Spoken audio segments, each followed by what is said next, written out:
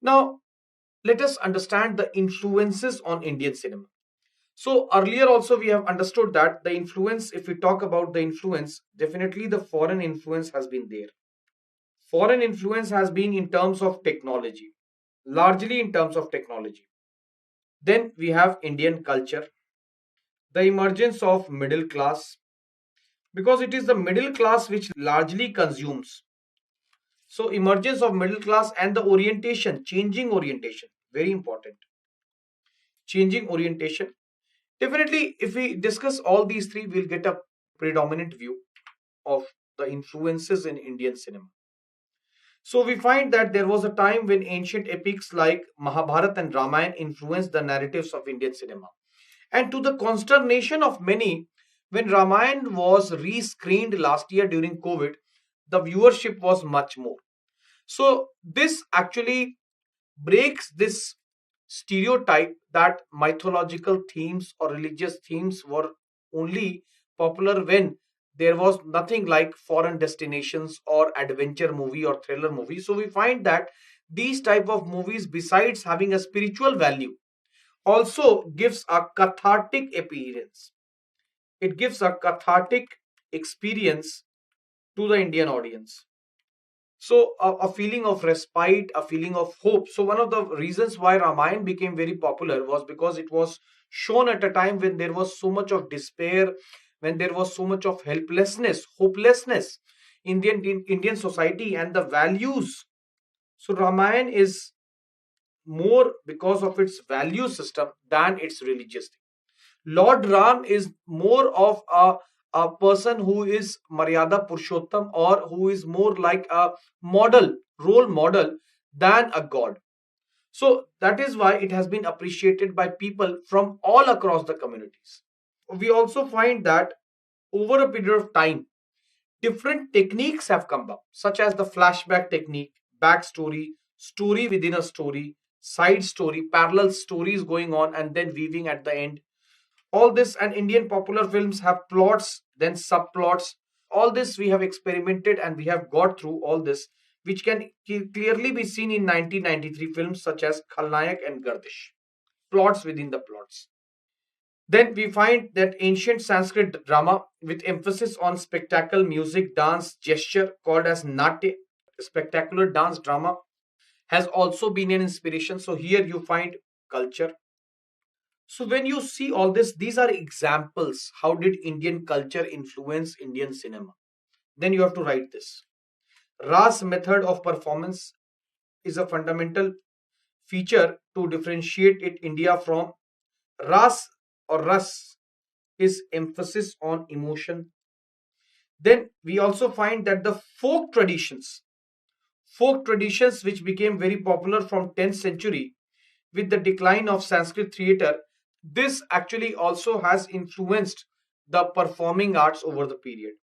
So we find Jatra of West Bengal, Ram Leela, although they are not cinema, but we can say that at a time when the concept of cinema was not there, live performance was something that was seen in these folk fairs and performances.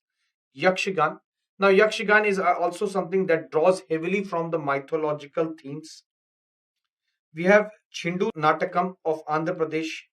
So all of them have heavily influenced Indian cinema. So we can get a question.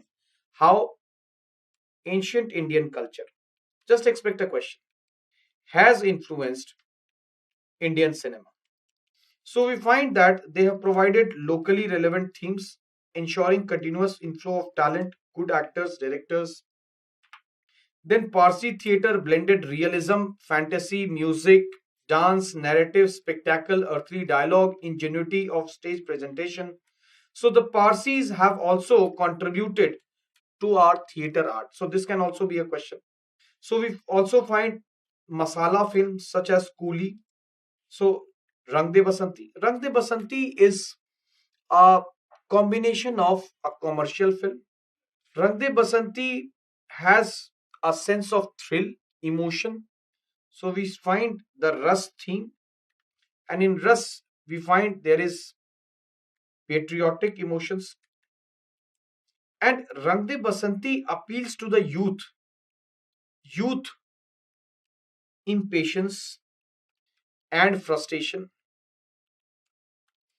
with, I would say, government policies.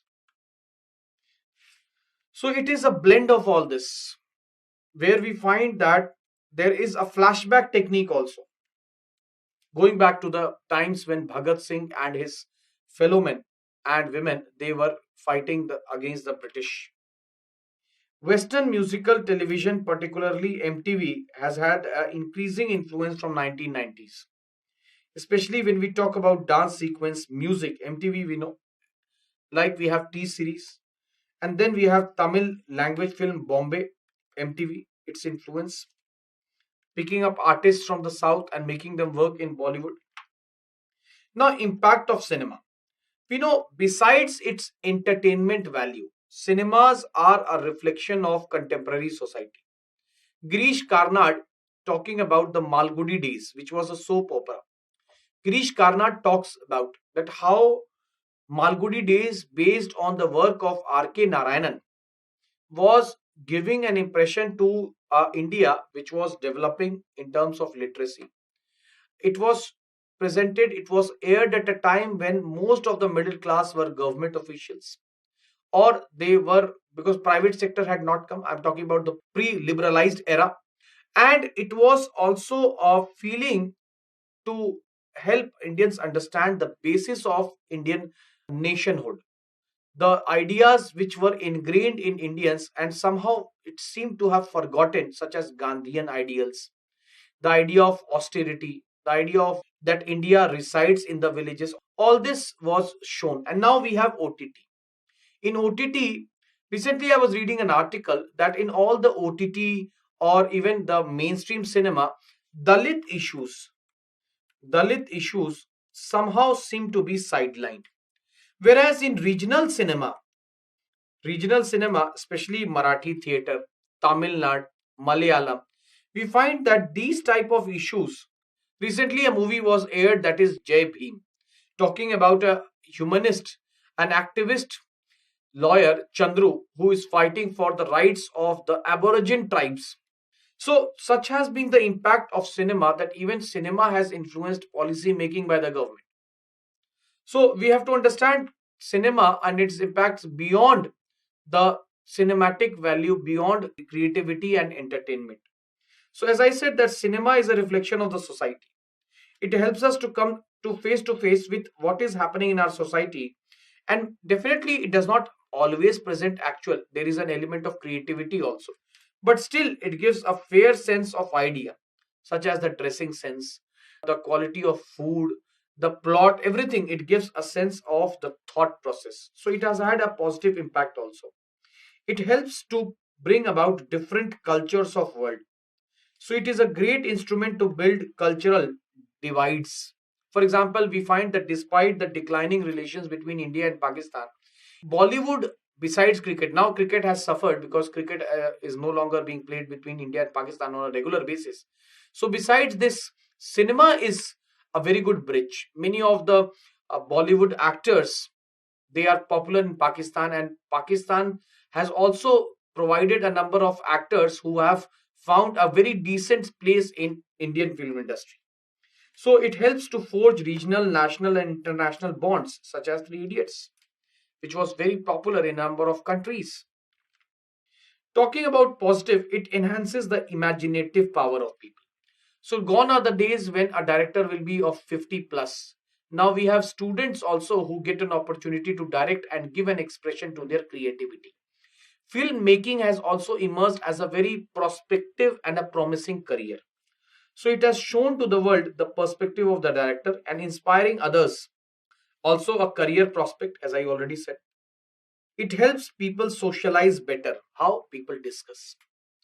There was a very interesting study that before the advent of television in rural areas, when people did not have much time for anything else after work, after sunset, they used to procreate, giving rise to higher population. Now, this may seem quite lame, but that is true. One of the very important strategies of government from 1980s towards population control is to infuse more and more cinematic value and culture in rural areas. Also to give a avenue for to give a safety valve for the build up stress. So Abhijit Banerjee, the Nobel laureate, Abhijit Banerjee, in his book Poor Economics, Abhijit Banerjee in his book Poor Economics, he talks about why in many of the election campaign of the world, television is given. For example, we know that Jayalalitha, the late CM of Tamil Nadu, and also one of the prominent supremos of AIDMK. Now, distributing television is important because it helps the poor to relieve a bit of stress by watching it. That is important. So that is the enigma of television and especially cinema. I remember there was a time when people used to finish up all their works and sit before Ramayana, Mahabharat, or even the movies were aired on Fridays. Definitely now things are much more easy. At the click of a button, cinema is available. But still, that fantasy or that important function of cinema as a platform of creativity and cinema as a avenue or a safety valve still remains. It has an educative role also, enhancing awareness of the lives of different personalities, social issues such as dyslexia. Now, dyslexia is a curable disease and not a disease, it is a state of human being or learning with differentiated learning ability. Then Mary Kom, the struggles of a commoner reaching to the top. Many a time we do not understand the pedaling that is going underwater when a person who appears to be afloat very comfortably. So all this and the need and also the awareness about the need for the government to do much more for these sporting personalities. Creativity, as I said, it is also a inspiration to bring out the creativity within us, be it in script, dance, music, anything. However, as it is said in Sanskrit shloka, Ati Sarvatra Varjit, cinema also has its negative impact. Negative impact in terms of stereotyping. For example, in many of the movies of 1980s and 90s, the eunuchs eunuchs was portrayed as social nonsense or portrayal of people in ghettos. There has been portrayal that ghettos, slums, they are breeding ground for criminal activity. So this leads to stereotype of North Indians by the South, vice versa. All this, which creates negative perception, false notion regarding certain groups. This is harmful.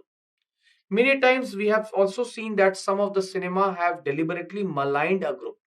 So this has led to a backlash. It has led to a backfiring from certain communities, also creating a threat to social order. Cinema may show pretty violent and sexual content. Now, there has to be, again, I have been saying that there has to be a balance between creativity and regulating the content because violence, it depends upon the whom you are feeding.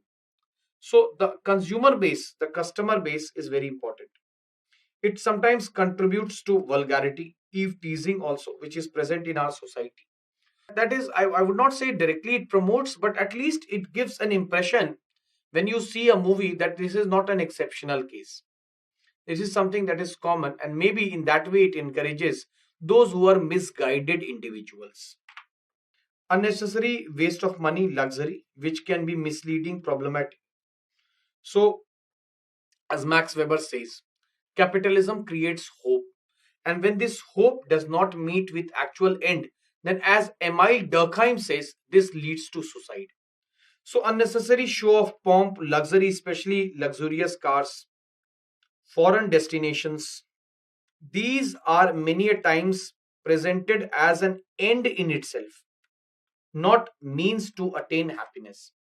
And when these ends, attainment of these ends are seen as ultimate goals of life.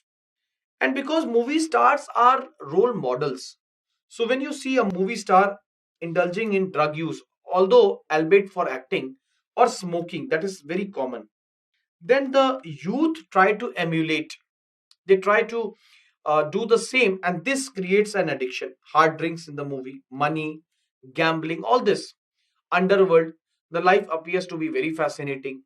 So this can if not presented in a way, or if the individual is not guided. It does not mean that these harsh realities of life has not to be shown, but there has to be a balance, so that even if these type of content are shown, at the end of it, it sends the right message. Now, talking about cinema and not discussing Satyajit Ray would be like talking about Ram Leela or Ramayana and not talking about Ram. Satyajit Ray, who is said to be one of the prominent figures, in fact, the last figure of Bengal Renaissance.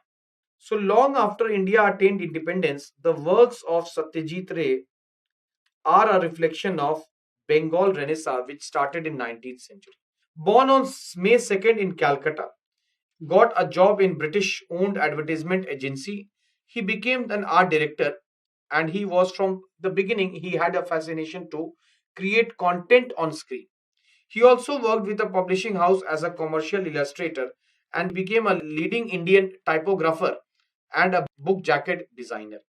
He was a Bengali motion picture designer, fiction writer, publisher, illustrator, calligrapher, music composer, graphic designer, film critic. That is, he was a one stop solution in terms of movie. At Shanti Niketan, his interest was exclusively urban, Western oriented, and was exposed to the Indian and Eastern side. So earlier he had a Western orientation, but when he was educated at Shanti Niketan, then he actually imbibed the Indian culture, Indian values, which actually was the reason why Shanti Niketan Vishwa Bharati was set up by Rabindranath Tagore. And hence his movies are a fusion of Eastern and Western culture. He has directed 36 films, including feature films, documentary, short films. He brought the Indian cinema to world recognition with his Pather Panchali, based on the prominent work of Munshi Premchand, The Song of the Road, and its two sequels known as Appu trilogy. His films has a gamut of mood, genre, period, comedies, tragedies, romance, music. So he has made film on every theme at least. Hence, he is the modern Dada Sahab Phalke. He was one of the filmmakers who initiated parallel cinema in Bengal. Parallel cinema in Bengal. Now, parallel cinema is a term which is not a film movement. Parallel cinema is a term which is used to differentiate a type of film or a class of films which is different from the mainstream cinema. And it would be wrong to say that parallel cinema is only concerned with a particular theme. So it is not a part of the mainstream cinema. And we have a number of artists, a number of directors such as Satyajit Ray, Mrinal Sen, we have Ghatak Basu, we have Shyam Benegal, and the themes vary from the time of Nehruvian era, from the Nehruvian neo-realism in Nehruvian times to the modern times when we are talking about neoliberalism. So a movie like Mother India, although based on social theme, was a part of mainstream cinema, whereas a movie like Pather Panchali was a part of parallel cinema. Today, when we talk about neoliberalism, parallel cinema, we have a number of movies in OTT also, over the top.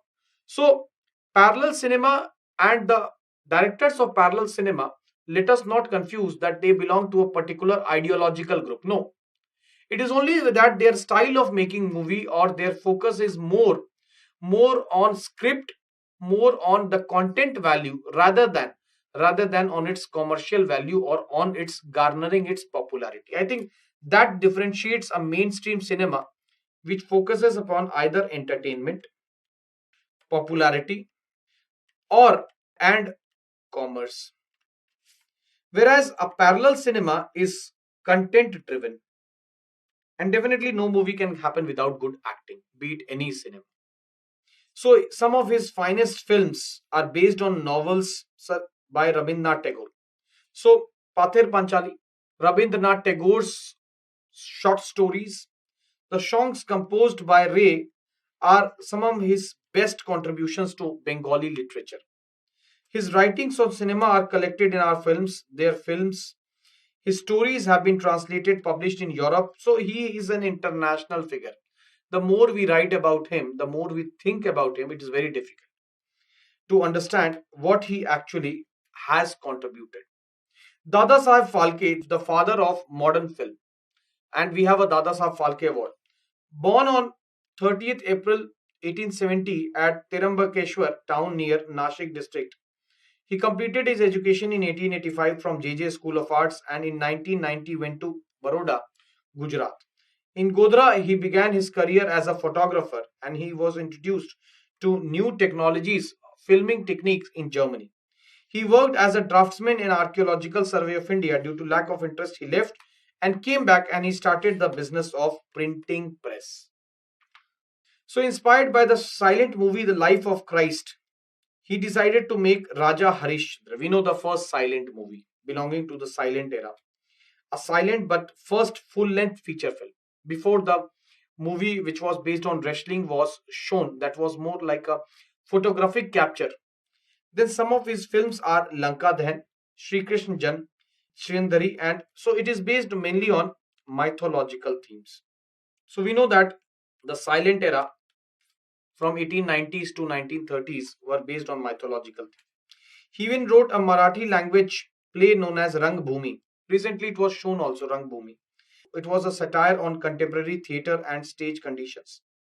The biggest award in cinema, Dada Saheb Phalke Award, is an annual award given by the Government of India for lifetime contribution in this field. So we know that for lifetime contribution, it is given to various actors, actresses, music composers, directors, all of them who are associated with the film industry. It was established in 1969 to commemorate the contribution of Dada Saheb Phalke to contemporary Indian cinema, conferred by the Directorate of Film Festivals, Ministry of Information and Broadcasting. And in 1969, Devika Rani was the first lady of Indian cinema as the first recipient. It includes a cash prize of 10 lakh, a golden lotus, Swan Kamal, and it gives awards in the name of Dada Saheb Phalke, Phalke Ratna, Phalke Kalpataru Award, and Dada Saheb Phalke Academy Awards. In 1971, a stamp bearing his face was also released. So these are some of the facts which may not be asked, but it is good if you at least know that what is the purpose of this, who was the first recipient. It would help actually for you if you write on Indian cinema. You can get a question on Indian cinema. There has been an essay also which was asked few years back on Indian cinema.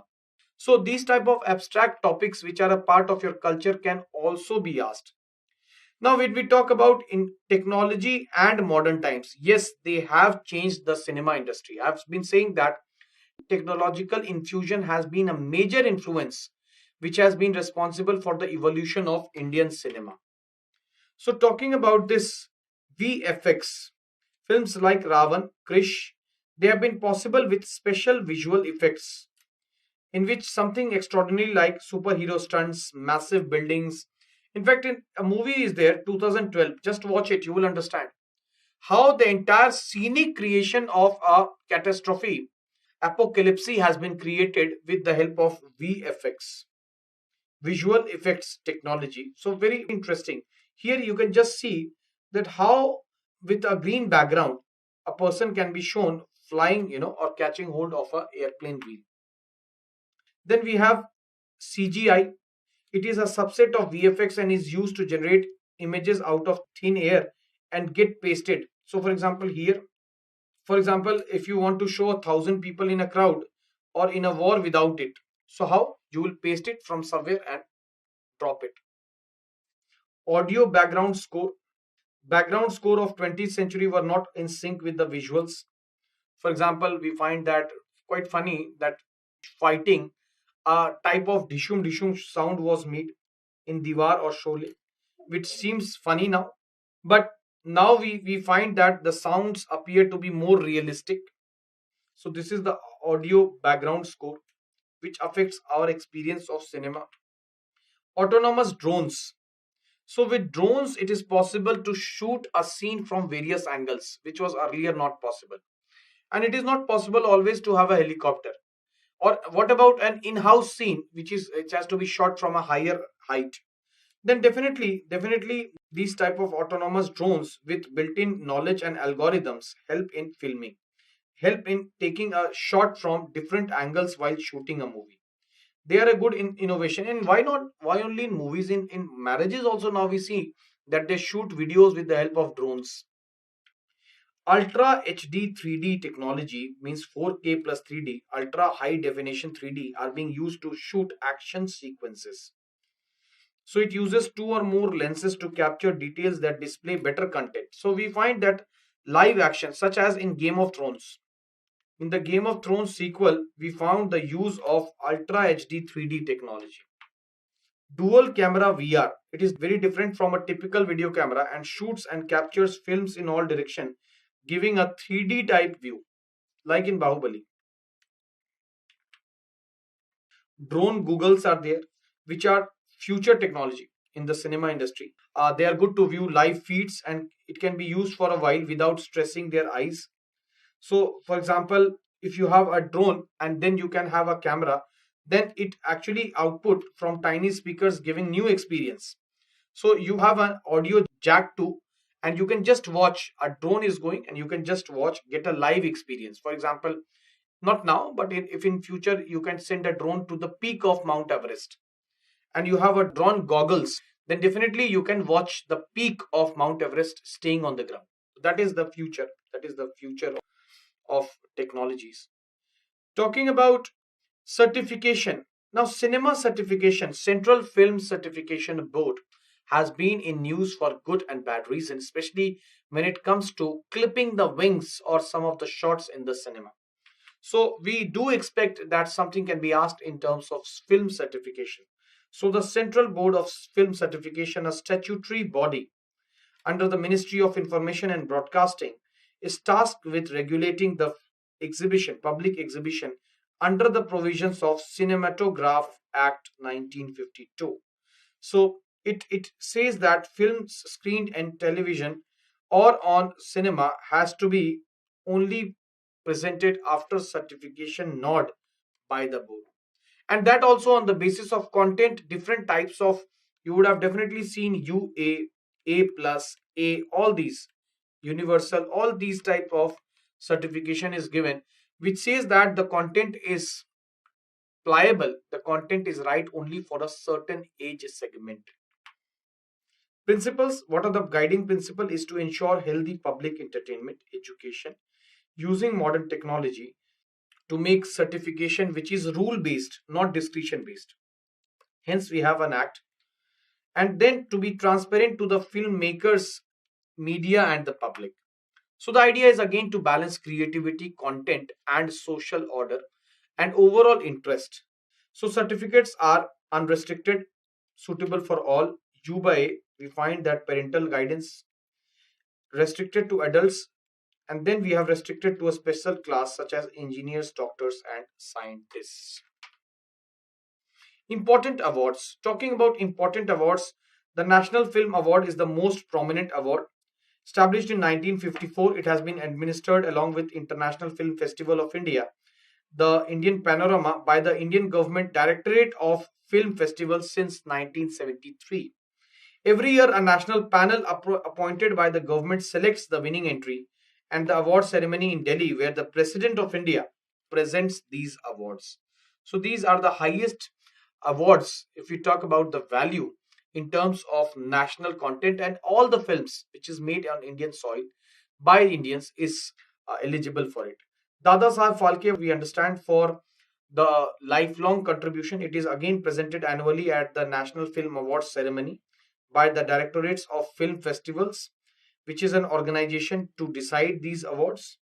It is for outstanding contribution to the growth and development of Indian film cinema to eminent personalities for lifelong, and we know what is the prize all about. Apart from this, the Indian government also organizes awards. Many private firms also organize awards such as BAFTA awards, which is outside India. We have IFA awards, we have the Guilds Award, Filmfare Awards. So these awards are also very popular for its creativity and entertainment value. Although they are not recognized by the government, but still, if you get these awards, it is a formal recognition by the Cinema Guild, which is the group by Bollywood regulators, that you have done an exceptional work. So we hope that you are able to get into the view of how did Indian cinema develop, evolve, what are the challenges, and what is the right way ahead. Because we do really expect a question, if it has to be asked, on the need to balance with the new rules that has come up. Where is the boundary line to be drawn? Where is this Lakshman Rekha to be drawn?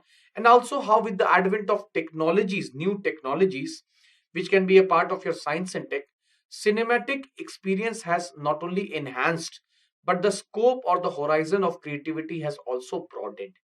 Along with this, a questions such as what are the educative, social, the cultural and diplomatic values associated with Indian cinema or cinema as a whole. Thank you all of you.